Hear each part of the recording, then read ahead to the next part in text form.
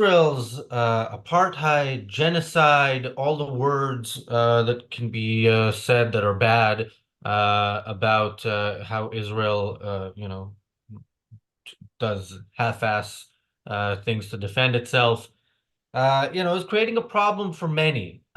It's always been a problem for boycott, divestment, sanctions, the BDS movement, who want to boycott Israeli goods. By the way, in Palestinian territories, nobody boycotts Israeli goods because that's the goods that they get, often without having to pay for. Um, but the movement has had trouble because unlike if you want to boycott Palestinian goods, you can't really go through life if you really boycott everything that has any Israeli part in it. Like any device you use is probably has some Israeli innovation in it. You can't have cherry tomatoes. That's an Israeli invention. But also, I must have mentioned this in the past, but there was this few years ago. There was this BDS website, uh, and it was used. They used Wix to build the website. Wix is an Israeli company, so at the bottom you have created using Wix or whatever it says there.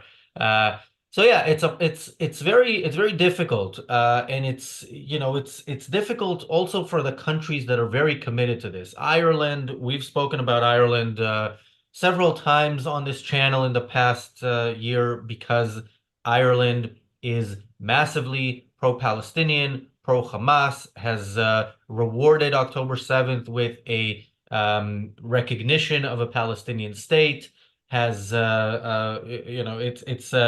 it's bad everywhere. It's bad in the US, it's bad in other places, but in Ireland it is next level. And yet Ireland needs some drones. I don't know if they need them. Nobody's attacking them, but they want them. They like drones. So they have a bidding process, and it seems that they are okay with buying those drones from Israel, giving the Jews money in exchange for drones. Welcome to the Daily Objective. I'm joined by James Valliant. James, is Ireland violating any of their moral principles by considering giving money to Jews for drones that are it's military equipment? These are not drones, for you want to have a YouTube video of like the whatever it is they have in Ireland. Now, if someone takes a strong moralistic stand, is Netanyahu's a war criminal and we'd be happy to arrest him. Israel is engaged in genocide and all kinds of war crimes. If you really take a strong moral stand in that way, and then you engage in trade, not only trade, but trade for military products with the country that you're morally denouncing as guilty of genocide and the prime minister is a war criminal, et cetera, then let me suggest that you are a moral savage. These people couldn't understand, for example, the objectivist concept of sanction of the victim. These people wouldn't even grasp, even at a simpler level, the concept of moral hypocrisy. These people wouldn't know a moral principle if it bit them on the hindquarters. No, well, see you, Razi. Of course, Israel is the evil, genocidal, vicious country that it is. But look, if they've got the best military drones in the world, we're not going to settle for some second-rate military drones. We want some of the best military drones in the world. So who's got the best type military defensive equipment on earth? Israel, of course. And they make a great deal of it themselves. And so it's complete hypocrisy. It's complete. If they really believed what they believed, they would be engaged in all kinds of sanction of the victim. Here you are, not only economically contributing to the well-being of Israel that you think is engaged in genocide, and you're taking this moral stance about, but you're buying military equipment from these horrible, horrible people. Yeah. I would say these people are at next level moral confusion. It undermines their entire pseudo moral case. It's as if they know in reality that Israel is not engaged, as anyone with any eyes knows. And in the subconscious back of a lot of these people's heads has got to be come on, they're not apartheid like South Africa. This is nothing like genocide like the Nazis. And so, yeah, if they do have good drones, let's buy them. And so it is, these people absolutely, at some subconscious level, even know that their moral stance is absurd on the face of it, and that's why, in reality, they can't act consistently in favor of it. But yeah, sure, if Israel's got good drones, let's buy them, even if Yeah, they are this evil country engaged in war crimes. yeah, I mean, even yeah, the idea that Israel is committing genocide, I think, is at least at the leadership level, they know it's bullshit. But the fact that they say it means something, I think, more sinister than if they actually thought there was a genocide Oh going yeah. on. It means that they have some sort of opposition to Israel for some reason, some specific opposition just to the state of Israel. What that reason is, who knows? When yeah. Sir, it starts with an A, anti-Semitism. It is the deeply rooted hatred, bigotry against Jews in both European Christian society and Arab Muslim society. That's what it comes down to. The Ireland was not on the side of Britain against the Nazis, by the way. Now I know they had their own beef with Great Britain and stuff, but if you can't get clear about the Nazis, no, Ireland, let me suggest, has a real problem with anti-Semitism. Um, uh, Really and I don't truly. think they have a problem with it. I think they're good with it. But Yeah. uh, Well, thanks, Jeff, for the super chat. There's a few interesting comments in the chat. We'll get to that soon. When researching today's episode, I clicked some link that I left open that I now see the website for it is thecorbynproject.com. Lovely website, I'm sure, although this is the only page of it that I have seen and haven't read the whole thing. But I'll read this headline, which is a paragraph. To their credit, we know the trolls in the chat don't always use full paragraphs. So anyway, this is the headline. This is from February. Peace and Justice Project warmly welcomes motion to impose sanctions on Israel and ban passage of U.S. weapons destined for Israel from Irish airspace, passing unanimously through Senate. Jesus Christ, this sentence could have been written by Immanuel Kant. But anyway, yeah. So, by the way, I also saw a more recent story saying there was some weapons shipment going through Irish airspace. So I don't know, to what extent they're following their own problematic principles. But yeah, if they're so anti-Israel that they're going to impose, sanctions, including don't fly above us, on the way to Israel. Yeah, it's flying around Ireland. It's not like flying around Russia. It's not, it's not that difficult. Then yeah, it does raise some questions about why, when it comes to buying military equipment, look, yeah, you're buying it, you have it, and then Israel won't have these specific drones, the specific ones that you buy, although you are paying money into the Israeli military machine. It's not even like BDS tells you don't buy avocado chewing from gum, Israel. cherry tomatoes. Yeah, They're buying high-tech drones. yeah. Yeah, so you're Okay. directly funding Israel's military, which I Right. think is the nicest thing Ireland has done for a while. But yeah, But we have all kinds of in contemporary lingo, political colloquial language about this sort of thing. But hypocrisy. Let me say that's not the word. What do you want to say? These people have cognitive dissonance. These people, there's a tension in their policy. No, they're fucking hypocrites. Excuse my language. They're absolutely talking out of one side of their mouth and acting out of another. Now, which is it, Ireland? Which is it? You can't have it both ways. You can't be funding their war machine, directly trading with Israeli defense companies, and be saying you can't even fly over Irish airspace.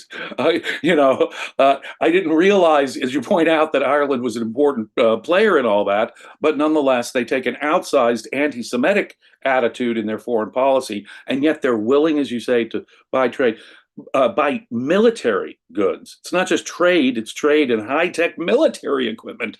And if Israel's willing to fund it with them, obviously Israel thinks they can do without the whatever the half done 4 to 6 drones or whatever they're selling to Ireland. And Ireland absolutely needs these high-tech drones because the war with Britain could reignite tomorrow, or Iceland might invade. I don't know. It's just crazy. I But think I think Iceland could win that war, but maybe. But the truth of the matter is that uh, Israel is such a high tech, pro science, pro reason, Western type country. It's so advanced that, in fact, trade with them makes sense. Can you imagine them ever needing to do that with a Muslim country? Maybe they trade with oil, something that they could, some natural resource they could dig from the ground with the help of Western technology that was stolen. That was stolen. But the fact of the matter is, and this is relevant to both today's TDO and to the reality show that we're going to do, Google chairman Schmidt has complimented Israel after one visit there. He said that Israel is the most important high tech center in the world after the United States. Tel Aviv was ranked fourth most important high tech city on earth in an independent listing. Of the 965 individual recipients of the Nobel Prize between 1901 and 2023, at least 214 have been Jews, representing 22% of all recipients, while Jews comprise only 0.2% of the world's population, meaning their share of Nobel Prize winners is 110 times their proportion of the world's population. By far, the most scientifically, if you measure it by that one metric, and I'm not sure it's the most precise, but just by that one metric, Jewish people are disproportionately bigger contributors to science than any other ethnic group on this planet. And of course, they deal with Israel because Israel's got scientists, Israel's got engineers, Israel's got things that the world needs and values. Israel and Jews contribute enormously to this world. And so, of course, people like Israel can say, well, or Ireland, of course, we'll trade with them. They've got great drones. They've got the best drones in the world. So let's buy Israeli drones. And they don't begin to even grasp that might be connected. That might be connected to why we would want to be Israel's friend. That they're the civilized Western country. They produce values. They're engaged in peaceful trade. They want to have a prosperous advanced country, unlike any of their neighbors in the Middle East. That kind of hypocrisy, or what did I call it, cognitive dissonance, does not create any second thought on their part by saying, hey, geez, if we're trading with, much less trading military stuff, if we're trading with them, maybe Israel are the good guys. Maybe Israel are the civilized, peaceful people trying to contribute to the world. I don't want to imply an altruist standard there. But in terms of contribution, it's a trade. And it's to say they're willing to pay money. It's not like anyone's being a parasite here. It's a win-win when Ireland trades with a productive country like Israel, a free, semi-free country like Israel. It is a win-win situation. But that kind of cognitive dissonance doesn't cause them any second thoughts. Israel might be the one civilized nation in the area. Huh. Um, so Michael says, when I was in Ireland, I met people that thought Ukrainian refugees were just faking a war to immigrate. They really hate them outsiders. Yeah, that's not a surprise. Yeah, Ireland is not a very open country. But by the way, we should mention you know, there are people in Ireland who are, every time we do a show about Ireland, there are people who tell us, look, this is not all Irish people, but it is a vast majority in Ireland. It's not just the government and the people don't agree with it at all, and they just vote for these politicians because of the economy or something. No, this is culturally Ireland is a pro-Palestinian society and by extension not fond of the Jews. So yeah, that's very unfortunate. And of course, we'd love to see We'd love to see that change. Stedman says to Razi, I suggest everyone ask their grocer to buy and supply Israeli produce, ask the owner of the store to stock it and create demand and support. I don't know if that would be, first of all, societally, the mention of Israel, at least here in the UK, I see this sometimes because sometimes, on my way to the office or just walking around, I am, on the phone talking to Daniel or somebody about, shows we're going to do. And I say Israel, and I've seen this several times, like heads turn, just at the mention of Israel. Now, it doesn't mean, it could be a head turn, oh, somebody else is pro-Israel, but I doubt it. It's not. So I don't know if any business owner wants to or should make their grocery store like a place that's going to be a target for anti-Semites. I think it's going to be. I think that's not where we win the battle. I look if somebody did that, I would think that's impressive. Although again, I would buy the best, not just something because it's from Israel. But And I yeah. suspect that Ireland had that same attitude. They don't want second-rate drones. The reason why they're buying military equipment from Israel is because I bet they suspect it's the best. It's not going to be second-rate. They wouldn't buy some cheesy, third-rate product. That is what's so rich in the irony here. But of course, it's military equipment too. They're directly funding, quote, the Israeli war machine. But no, Israel's got these great technological values to offer the world because they are pro reason, pro science, but a Western type country. They wouldn't do the same deal with any of the neighbors. Let me put it this way: I doubt that Lebanon, Egypt, Syria, Iran could, Iran, they make all kinds of military equipment. But the April attack on Israel shows just how effective Iranian military equipment is versus Israeli military equipment. I mean, with a demonstration like that, of course, Ireland is going to buy Israeli drones. They're probably the best. Yeah. Yeah. I also have to say to Stedman's point, I mean, I don't eat fruit, but I do eat hummus, and like in all the supermarkets here, I buy hummus that's from Israel. Again, not out of some sort of wanting to support Israel, which of course I do want to support Israel, but just the hummus they have here in Well, I London is am myself. terrible. And you get better supermarket hummus from Israel than you get hummus at restaurants here. So that's I another. have to say, I do have a very diametrically opposed attitude that I have about Russian things, especially about things that were coming out of the Soviet Union when the Soviet Union was around. I wouldn't go to Russian cultural events. Even if it was, put off as the best ballet you're going to ever see in your life, I myself banned Soviet any trade with anything that might help the Soviet Union during the Cold War. I have the exact opposite viewpoint about Israel when it comes to matters cultural. I like to support Israeli cultural events. I like to support Israeli because I'm in favor in general. Now, I agree with you. I don't think and I certainly don't want to risk kosher delis from getting their windows broken out in New York City or Chicago or LA. And that kind of stuff is happening. Hate crimes in the United States are mostly and widely disproportionately directed against the Jewish population, not against Muslims. It's not Islamophobia that's the biggest problem. It's not even against African Americans in my country.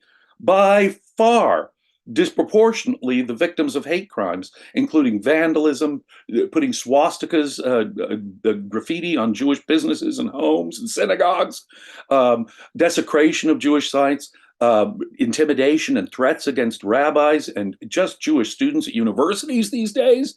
The hate crimes are disproportionately directed against Jews, even in the United States.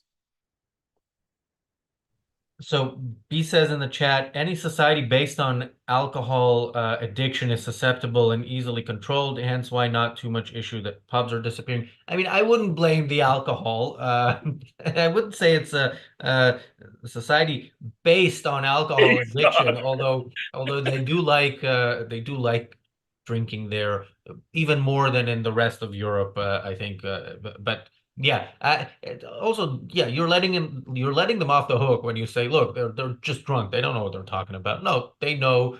Yeah, it's it's too easy to let them off the hook that way. Thank you, Bonnie, for the super chat, and thank you, Bonnie, for being a member, a YouTube member for 27 months and an Inner Circle member. Not for 27 months because we've only had that for a month.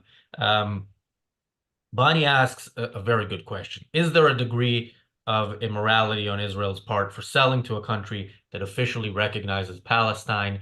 I would say yes. I agree. I agree. See, I was just talking about hypocrisy and the sanction of the victim. Israel needs to be a lot more mindful of issues of that kind, moral integrity, and helping the people that are hurting them. Ireland is one of the most anti-Israel countries in Europe, and dealing with them at all seems to me self-destructive. Israel, I plead with you to pay attention to who you're dealing with and who these nations are that you're engaged in friendly trade with and helping out with your friendly trade, because you do have a value to offer the world, and you should be careful about who you're doling those values out. Do not feed your enemies. Do not feed those who are destroying you. Do not provide material support to people who would rather see you dead than anything else. And I absolutely agree with it on that side. Israel, too, has to think about issues like moral hypocrisy and sanction of the victim and helping the people that are destroying them. Um, you know, I, I I'll put a plug for a competitor internet provider. Ankar Gate's speech at OCON about sanction of the victim has been recently released by the Ayn Rand Institute. I urge everyone who hasn't heard it to listen to his speech on the sanction of the victim. It's a critical concept, and Israel far too often sanctions evil that's out to destroy them, and they have no business doing that. It's wrong. Yeah, not competitor, ally. Ally for sure, and that's why I'm recommending it. Uh, Um, but you're right, Israel is engaged in it. Yeah, in Israel, we've talked about this a lot on the channel. It has this problem of wanting everybody to like Israel wants everybody to love Israel, and it panders to people who hate Israel just for existing. Like there's no, okay, you know what? We're not going to respond militarily to October 7th. They're still going to hate Israel. Like so this is an issue that I think is affects how Israel fights, affects how Israel deals diplomatically with other countries, and yeah, affects this decision as well as bidding. I understand, it brings in money, but yeah, there are sometimes reasons to say no, even to money, and I'm sure Yes. 17 drones are not cheap, but the America did life it. the life Israel, of Israelis is more valuable, and when you have people putting this pressure, international pressure on Israel, it's Ireland is at the forefront of that, and that has an impact on Israel's policy and eventually on whether or not Israel defends its citizens. Israel, I would only ask you to look at American history. We helped develop Nazi Germany. We helped develop Soviet Russia, and look where it got America. They ended up in a war with Nazi Germany and a long and extended Cold War with the Soviet Union. It does you, I promise you, if history is any guide, if you trade and exchange with people who have an ideology that is contrary to your own, you will rue the day, Israel. You are feeding your own destroyers, even if they're only ideological. Do not do it. Do not feed those who hate you and who advocate things like Ireland advocates. In the long run, it is self destructive. It can do you no good, and it can only help the bad guys. All right, we have a difficult TRS coming up, but we do have two more super chats to go through before we wrap up here and prepare ourselves mentally and emotionally for the reality show. Thank you, Christian, for the super chat. Christian says, "Do you think it could help to win the case for Israel in Ireland if you emphasize historical parallels like IRA and Irgun, the relationship to Great Britain, who are the indigenous, etc. No. No. Uh, no, I would I wouldn't do that. First of all, I don't know if there are real similarities between the IRA and the people in Israel who at a time when Jews were slaughtered in Europe, in part wanted to open that land there to Jews, and Britain wouldn't allow it. Um, yeah, I wouldn't put that in the same category. And also, I think this is also pandering to people's irrationality because it's not relevant to the conflict now. Even if everything, was true of similarities from past generations wars, it's not relevant to this war now. So I would not do that, James. In fact, I think it's a dangerous thing to do. In fact, by reducing something to an ethnic, historical, religious issue like existed between Ireland and Great Britain, that is exactly the wrong lens to look, by the way, at any conflict through. It is not what determines good guys and bad guys are not ethnic claims to a region or religious and social differences and taking the side of Catholics over Protestants or whatever. In my view, but of course, this is just my view on the matter. From the 1920s to the 1940s, Britain was looking for a way to exit Ireland, and the IRA terrorism that was happening in the 60s and 70s, they were the bad guys. And I sure would not look at any international conflict through a religious groups or ethnic groups or historical whatever. That's not the way to analyze international politics at all. And thank you, Frank, for the super chat. Frank says the DNC has no Palestinian speaker. Are Muslims done with Kamala? I don't know. I can't speak for the Muslim vote in the U.S., and I think the Muslim vote in the U.S. is also has some diversity of opinion as opposed to Muslim countries, for example. Like I Right. don't know what the pro Hamas where the pro Hamas vote is going. Is it going to go to Kamala? Are they going to sit it out? I don't know, but I guess there's a reason why they're protesting outside the DNC. They know that these are the people they can influence. So yeah. Well, they got Joe Biden to talk out of both sides. Find people on both sides, sort of comment about the demonstrators, and then you talk to the demonstrators, and they'll say, "See, we're getting reaction. They're responding to us." And that only encourages the protesters. When you have comments from Harris or Biden that you talk about ceasefire and both sides have a point, and look at all the terrible suffering in Gaza. When they talk that way, they do nothing but encourage the protesters and these pro-Hamas thugs. And I will just read, although I made this mistake yesterday with this same troll, but this troll in the chat says, decades of occupation and oppression, it's time for the Palestinians to be respected and treated as equal people. And when I see something like that, I know that this is a Western supporter of the Palestinians. It's not somebody who has ever actually listened to the Palestinians themselves, who say openly that their only reason for existence is to kill all the Jews and act on it. Again, they have never been hungry because they're the largest per capita recipients of so-called humanitarian aid long before October 7th and post October 7th, and all that aid goes towards figuring out ways to kill Jews, whether it's building a whole underground city where they can hide, or through which they can get to Israel, get to Egypt, get wherever they need to go to promote the cause of the slaughter of Jews. Yeah, Westerners, some Westerners who support the Palestinians, I'm sure, are buying the bullshit that is being sold and then reselling it. But that's still on you. You can actually look into the facts of the conflict, look into the side that you claim to support but have never listened to, and then And then if you still stand with them, just say it. Say you stand with the desire of certain people for there to be a second Holocaust, because that is the Palestinian cause in a nutshell. All right.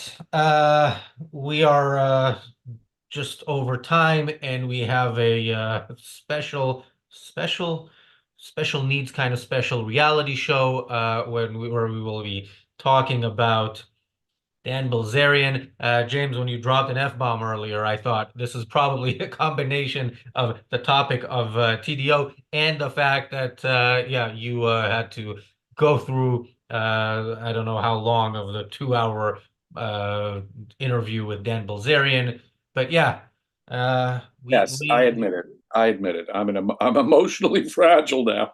yeah. I need an emotional support dog or something after having considered this POS that we're about to discuss in just a couple Yeah, minutes. we say, this is a family friendly channel that might not apply for the reality show. Maybe today, maybe leave the kids, watch a cartoon somewhere. But do tune in. The reality show starts in a couple minutes.